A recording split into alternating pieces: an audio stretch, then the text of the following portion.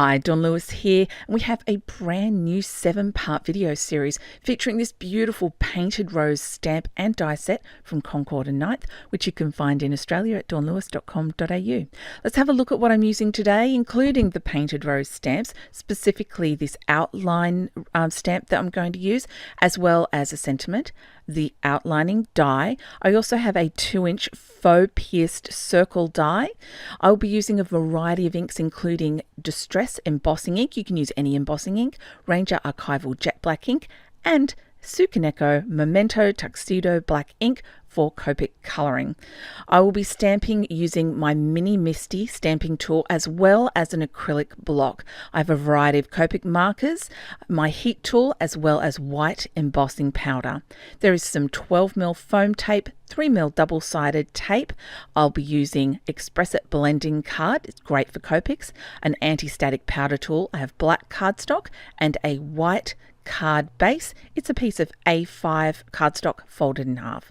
Let's start with the basic stamping. I am stamping in my Misty because Memento is not the darkest black, and I like to double stamp. I use Memento because it's safe for Copic colouring, which we are going to do next. Now, I am not going to colour the entire thing. This took a long time to colour, but I am going to show you the 3 different areas that you will come across on this rose stamp. The first being the leaf. You can see all the colours I'm using on the left-hand side of the screen, and I'm starting my darkest colors in the center of the vein and working my way out. So the edge of the leaf is going to be paler. So you imagine that vein dipping in the middle to create a shadow. And those darker colors, I'm putting it all the way along the top of a line, working out from the rose, and not so far when I get to the other line. So it's sort of, the shadow is heavier, and you can take a close look at the pictures on my blog to really get a sense of how the shading works. I've gone all the way down to my darkest markers, working my way up to the paler markers, and when it comes to that very last YG61 layer, I'm just actually flicking inwards so I don't desaturate the whole thing. When it comes to the rose, I ended up choosing 5 colors. It needed a little extra depth, and we're going to show you the outside of the petal, and then let's look at the center of the rose because they're going to be approached a bit differently. I'm starting by going all over, and I'm only going to do the one petal, but all those large petals, the principle is the same. And I've chosen this one because it has that little fold over line on there. So, you know, sometimes you look at a rose and the petals, I mean, they're not flat, they're roses.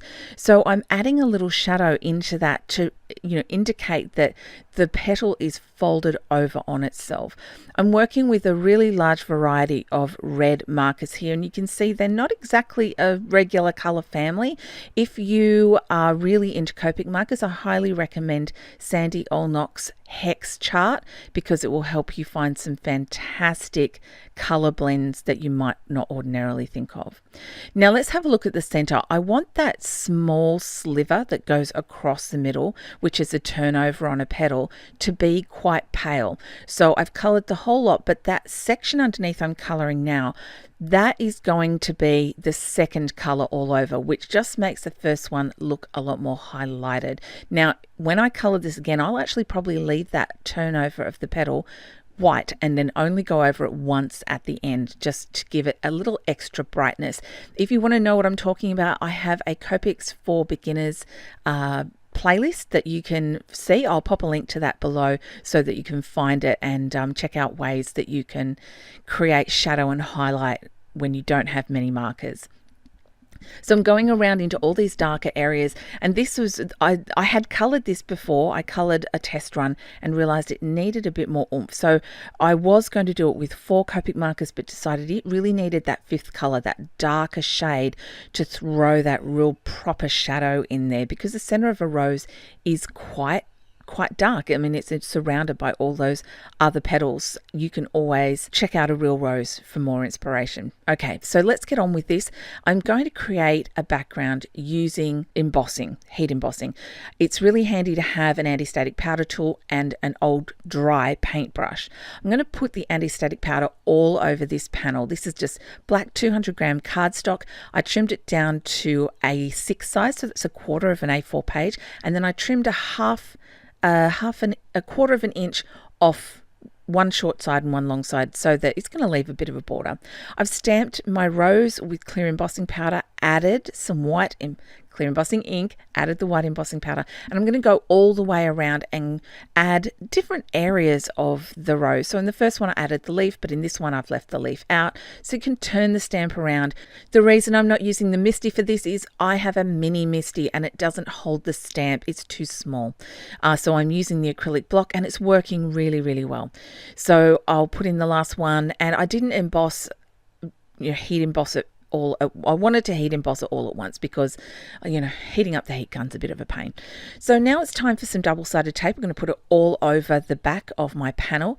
Make sure that my card is right way up, and then just make sure there's a nice even border before I stick it down. I have cut a piece of white blending card so it's the same white, because we know there's a billion different whites, and I'm going to stamp the sentiment onto my circle using Ranger Archival Jet Black ink. The sentiment doesn't really need anything else. I mean, we've got a stark black and white background here, so a stark black sentiment on a white circle, it totally works. Now it's time to use the rose die. Now this is easy enough to fussy cut, but the rose die left the most fantastic border around it. I've applied foam tape to the back and I'm sticking it onto the front of my card and trimming off the overhang. I did realize that I could use those little cut off pieces of leaf, and we've got extra foliage here. I do hope you enjoyed this video. Thank you so much for watching, and a special thank you to you if you subscribe to my channel. I really appreciate it. Here's another card I made with a different color scheme, different embossing powder. You can find all of the details and materials list over on my blog, which I'll link to in the description box below. This is part of a 7-part series. I do hope you will join me tomorrow for part 2. I hope that you have a very crafty day, and I will see you tomorrow. Bye for now.